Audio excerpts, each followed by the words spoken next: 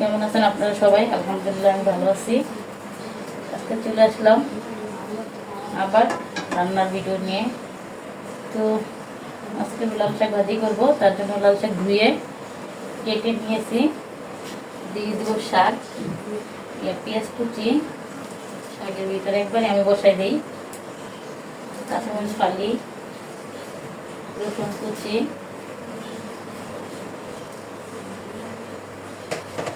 এবং লবণ স্বাদ মতো দিয়ে দিলাম। কারণ ঢাকনাটা ঢেকে আমি চুলার জালটা জ্বালিয়ে দিব। ঢেকে দিলাম।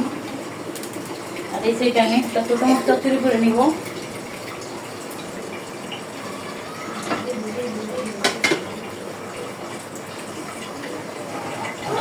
তার জন্য ফ্রাই প্যানটা বসিয়ে দিব। এটার ভিতরে আমি মশলাটা তৈরি করে নেব।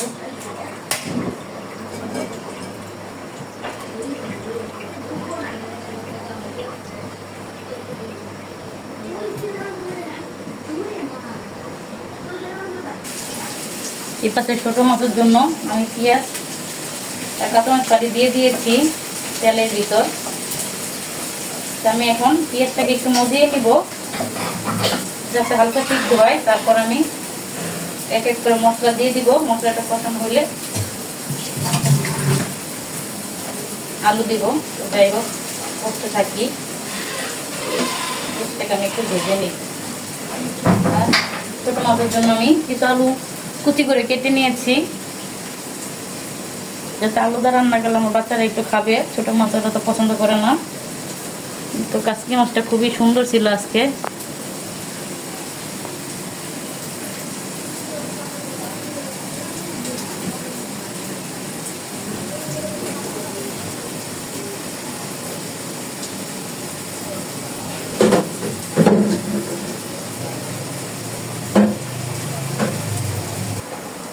শাকটা একটু লেজে দিব।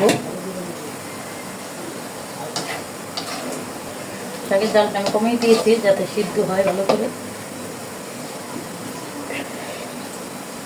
আর এদিকে আমি পেস্টটাকেও ভেজে নিয়েছি। আমার পেস্টটা প্রায় হয়ে গিয়েছে ভাজা। এখন আমি আদা রসুনের পেস্ট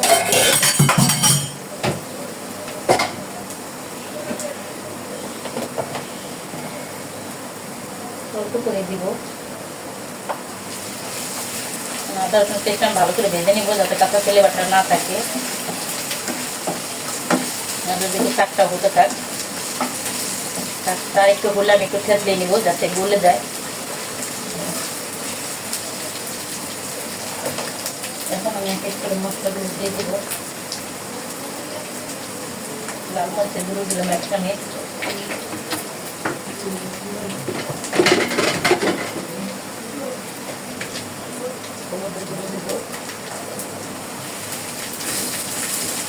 ভালো করে মশলাটা ভেজে নেব। এখন আমি আলু দিয়ে দিব। আলুটা আমি ভালো করে ধুয়ে রেখেছিলাম।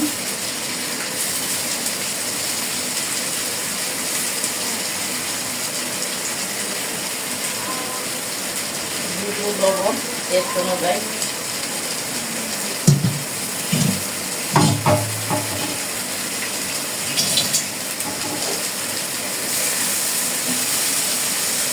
এই মুহূর্তে আমি মাছগুলো দিয়ে দিব যাতে মাছগুলো এর সাথে কষানো হয়ে যায়। পরে আমি পানি দিব। মাছগুলো আমি ধুয়ে যে হলুদ মেখে রেখেছিলাম।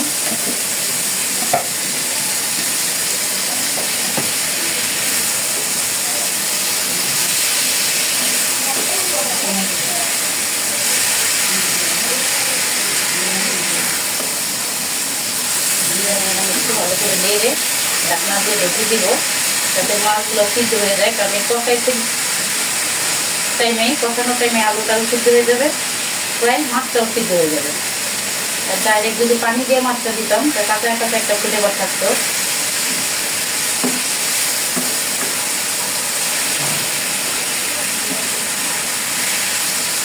এখন আমি আর শাকটা ঢেকে দেবো না, শাকের ঢাকনাটা আমি এটা দিয়ে দিব।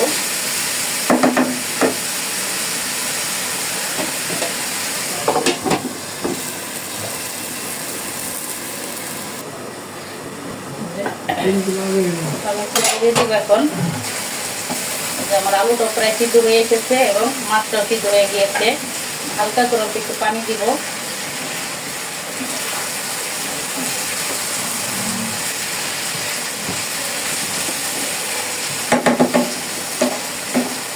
শাকটা আমার হয়ে গেছে। শাকটা ভালো করে শুকিয়ে নিব আর একটু থেতো করে দিব। তার একটু পানিটা টানুক, তারপরে দিব। আর এদিকে আমি এর ভিতরে একটু পানি দিয়ে দিব।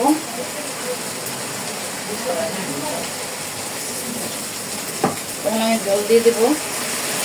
জল বলতে মানে পানি দিয়ে দেবো আর একটু, যেহেতু কাঁচা মাছটা দিয়েছি একটাই হয়ে যাবে আমার। অনেকে মাথায়ও বসায়, কিন্তু আমার মাথায় খাইতে এটা ভালো লাগে না। আমার কাছে মনে হয় মাছটা কাঁচা কাঁচা থাকে, তাই আমি পানি দিয়ে দিয়েছি। হ্যাঁ, এটাকে আমি একবারে শুকিয়ে চচ্চড়ি করে ফেলবো। এটা আমাদের দেশে বলে ছোট মাছের চচ্চড়ি, এক জায়গায় একরকম বলে।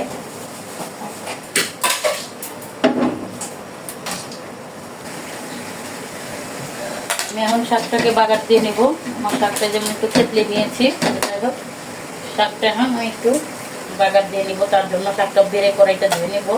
আর এদিকে আমার ছোট মাছের চচ্চড়িটা হয়ে আসতেছে। শাক বাগারের জন্য তেল দিয়ে দিয়েছি, তেলটা গরম হয়ে গিয়েছে। এখন দিয়ে দেবো শুকনো মরিচ আর রসুন কুচি।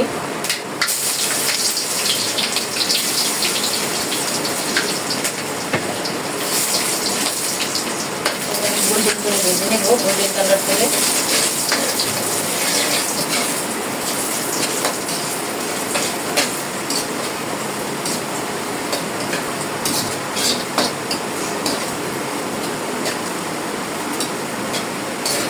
মরিচ এবং রসুন কুচি ভাজা হয়ে গেছে। আমি দিয়ে দেবো শাক। যে ডাকনাটা দিয়ে ঢেকে দিয়ে দেবো, আমাদের দিয়ে রেখেছিলাম।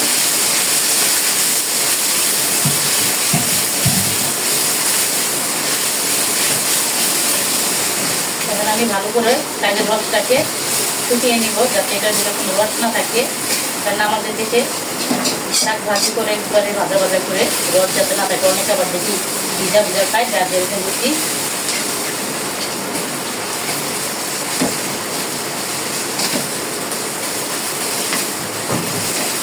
এরকম আমি সুন্দর করে একটু ভাজা ভাজা করে নিব 5 মিনিটের মতো।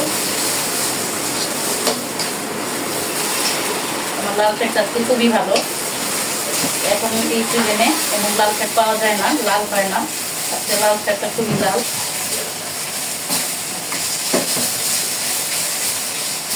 2 আটি লাল শাক 60 টাকা নিয়েছে। শাক সবজি প্রচুর দাম বেড়ে গিয়েছে এখন বর্ষার সিজন দেখে।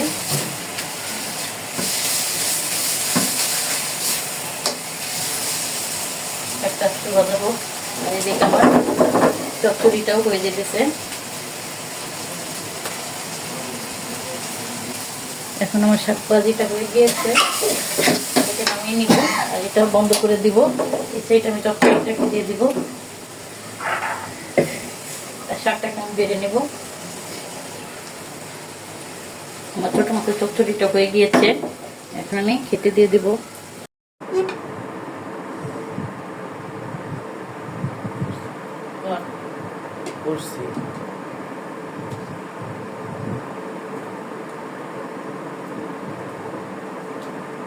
শাকগুলো খুব লাল আছে। আমি আজকে লাল শাক ভাজি ও গুঁড়া মাছ রান্না করছি।